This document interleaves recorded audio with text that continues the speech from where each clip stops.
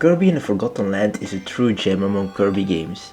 If you enjoyed Star Allies, you'll definitely enjoy this Kirby game even more, as it takes steps further by being an actual 3D game.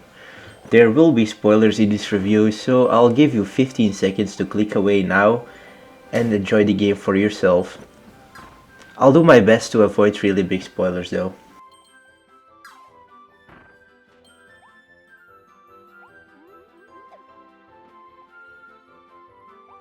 So let's get to the review.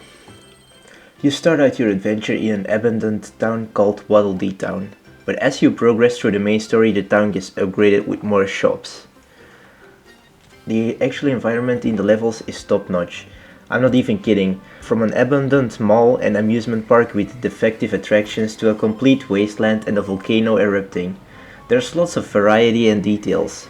Even the healing items match the theme of the levels. For example, when you're inside the mall, you can find a Woofies, yes, that's the name of the dog enemies here, sitting on a table eating snacks. The only food items you'll find there are ice cream, donuts, fries, burgers, and maybe a hot dog or two. Another example would be finding meat on a bone in the volcano levels.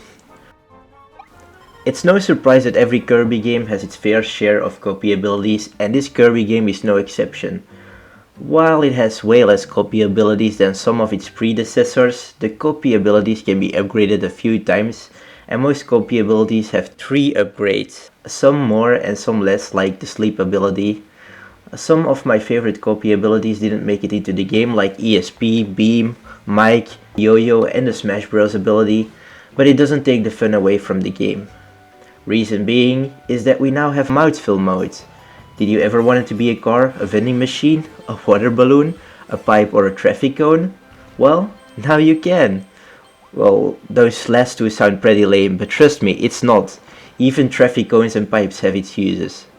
There's also a few more Mouthful Modes to play around with. This Kirby game is packed with lots of content. If you get bored of traditional levels, there's of course bosses to face. Maybe take them on in the Colosseum,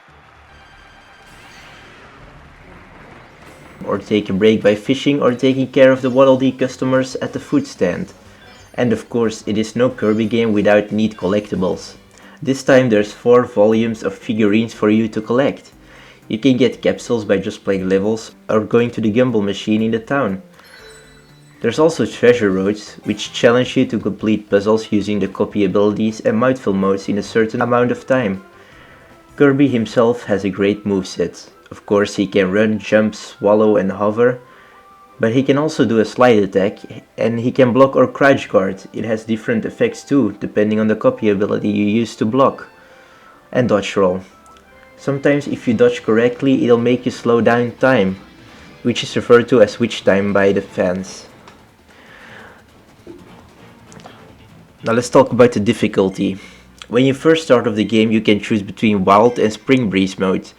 Wild is just a normal difficulty and Spring Breeze is way easier and you get more health, which makes this game fun for all ages, young and old.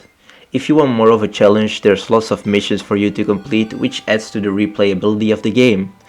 The hardest being, defeat a boss without taking damage. The mission appeared during every boss with an exception of the phantom bosses and the final one. It gave me a really hard time. Some bosses I had to play 20 times to get it right. Luckily, it gets a bit easier when you upgrade all of your copy abilities using rare crystals, but it's still a challenge sometimes. Now the music. The music in this game is absolutely gorgeous. This has the best OST in a game I heard in a long time. From the rock version of the Invincibility Candy theme,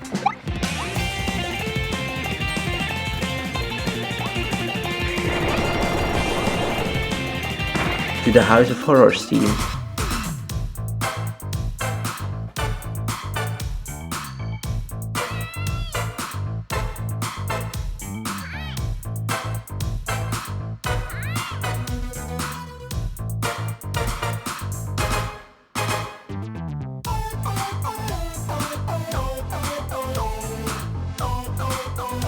You're in for a treat. There's almost nothing negative I can say about the game. However, there was a huge oversight from the developers. In Treasure Roads you can try again from the menu. In traditional levels and boss levels there's no way to restart or try again. Especially in boss levels, it's quite annoying as you have to exit the level, go back in, and run back to the boss. Every time you fail the don't take any damage challenge, you have to repeat this long process.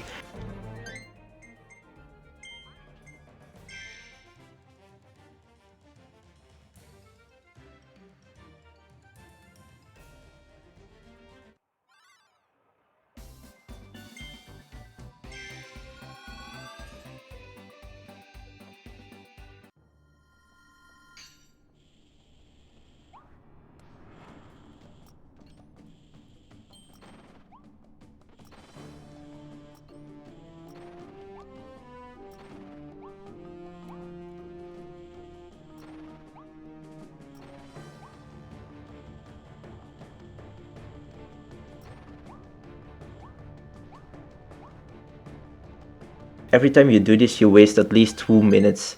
So please, Nintendo, add a try again button for every level and not just treasure roads. There could be more variety in bosses too. You have Corimondo, Chloroline, Silidillo, Tropic Woods, and of course King DDD, which I consider final bosses, and they're great and all, but there's mini bosses too. Sometimes you face bosses during traditional levels. They're almost always the same. We have Wild Bonkers, Florina, Wild Edge, and Wild Frosty. They're all really overused throughout the game. I'll only take 1 point away for those 2 issues though. I only played 2 other Kirby games, which are Planet Robobot on the 3DS and Star Allies on the Switch. So if you're a Kirby fan, you shouldn't miss out on this game. I would recommend this game too if you're new to the Kirby franchise, and this is easily the best Kirby game out of all of them. You can feel how much love and attention the developers gave to this game. My final score is a 9 out of 10. This game doesn't need DLC as it's perfect the way it is. However, the game could benefit from free updates similar to the ones that Kirby Star Allies got. Maybe add a few new copy abilities and a new world or new playable characters. Anyway, thank you all so much for watching. Leave a like if you like it, dislike it if you didn't. Click that bell icon to keep yourself up to date with my latest content, and maybe subscribe as it will really help my channel out. This is Wally, and I'll see you next time.